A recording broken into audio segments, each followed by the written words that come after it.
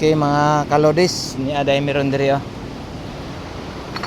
Ga kuan meron diri. Gasaking mi sa amo ang kuan pinalit nga botelya.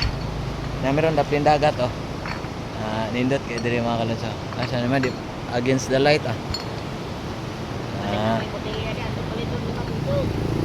Na meron diri. Na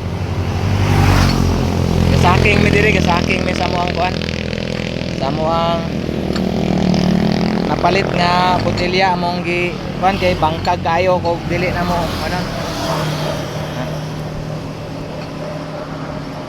Oh, kabalo mo ani asa ni nga lugar mga kalods. Comment lang ya mo ha. Kung asa ni nga lugar. Nami daplin mi dagat. Ay mga kalods. Pangpang na nao. Na. Pangpang doon kana siya. Adalan ang kauban no busy kayo sa pamunit o sa iyang piso-piso busy kayo sa gapunit sa iyang piso-piso nga ako ga picture ga video lang ko na mga kalods na nalingaw na siya pinunit sa iyang piso-piso mga kalods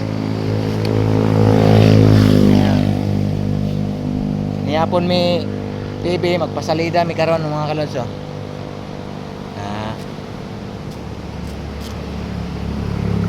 Daot na kayo ba?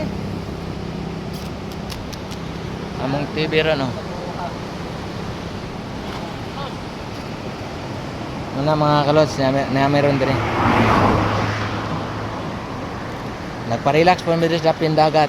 Na dinat kayo mga kalods. Ha?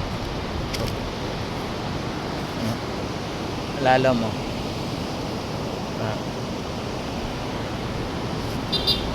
Nakaroon din ako. Namis daplin dagat. Dat kayo?